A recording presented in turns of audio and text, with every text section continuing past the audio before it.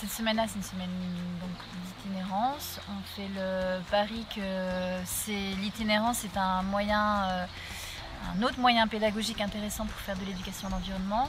On propose aux stagiaires et du coup à nous-mêmes d'expérimenter les limites de ce moyen-là en période de Covid. On n'a pas la réponse, mais c'est bien ça qui va être intéressant. C'est est-ce que l'itinérance, voire l'éducation à l'environnement, a du sens avec le contexte Covid, quoi.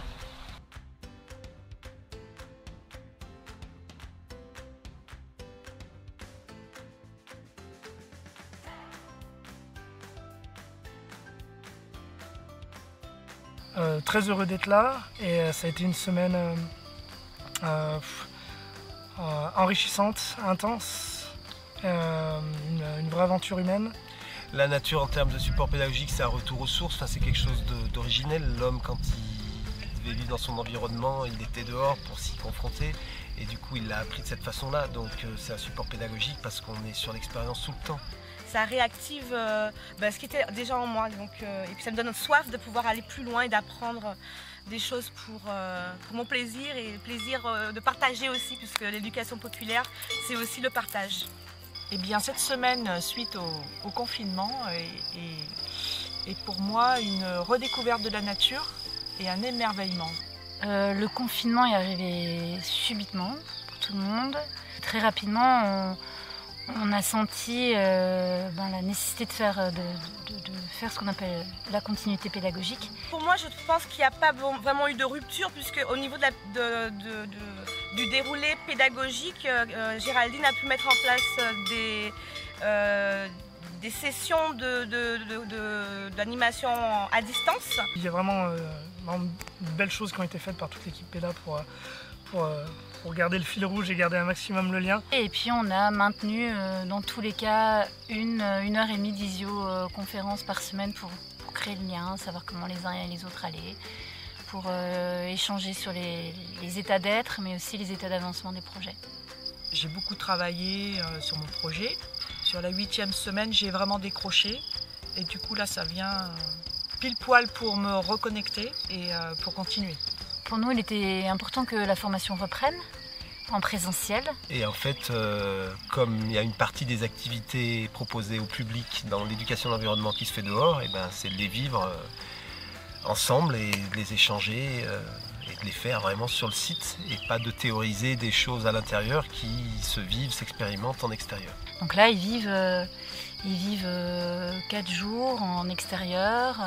Ils imaginent tout ce qu'ils peuvent exploiter à la fois pour vivre avec un groupe et pour aussi animer un groupe avec ce qui les entoure. Et ça change le rapport aussi à soi et aussi aux apprentissages. C'était un condensé de tout ce que nous avons vu depuis le début de la formation, à petite dose et dans un cadre particulier en itinérance. C'est la grosse transition entre le confinement et le retour dehors, quoi. C'est comme si le confinement n'avait pas existé. Ça faisait 2 mois qu'on ne s'était pas vus, et de pouvoir partager avec eux l'animation en période de confinement. Donc comment on peut animer, qu'est-ce qu'on peut ressentir par rapport à ça.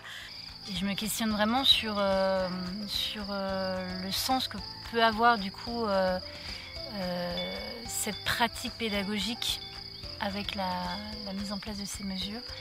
Alors je pense qu'on peut effectivement amener du public dehors. Il y a un vrai potentiel sur, encore une fois, ce dehors pour pouvoir animer des groupes en pleine nature, en plein air, avec suffisamment d'espace pour maintenir la distanciation sociale. Et puis mettre des masques quand il faut peut-être s'approcher pour regarder quelque chose. Bon, tout ce qui est Covid, coronavirus, etc., ça m'a fait me poser beaucoup de questions un peu méta sur l'organisation de nos sociétés, sur des sujets un peu plutôt très profonds de comment on est organisé et nos modes de vie, etc. Cette semaine d'immersion m'a permis de me questionner par rapport à comment je peux animer avec ce nouveau facteur du coronavirus. Espérons que ça ne dure pas, mais bon, on ne sait pas. Après, dans du long terme, l'éducation à l'environnement défend quand même des valeurs issues du pop, autour de la collaboration, du faire ensemble, du vivre ensemble, et aussi de l'être ensemble dans la proximité. On est devant des enjeux très importants écologiques, etc.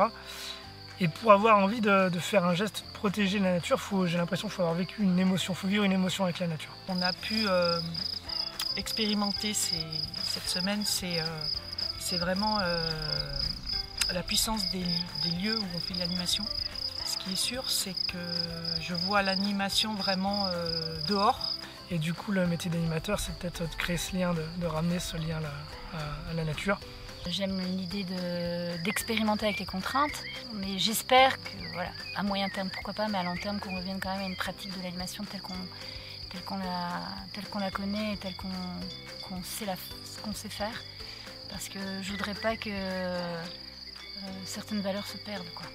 Voilà. Mais si ça se trouve, c'est peut-être que la peur du changement et que peut-être on peut tout à fait continuer à faire de très belles choses avec les publics avec ces mesures-là. Et en fait, il ne s'agit qu'une question d'adaptation et ça, je veux bien croire aussi.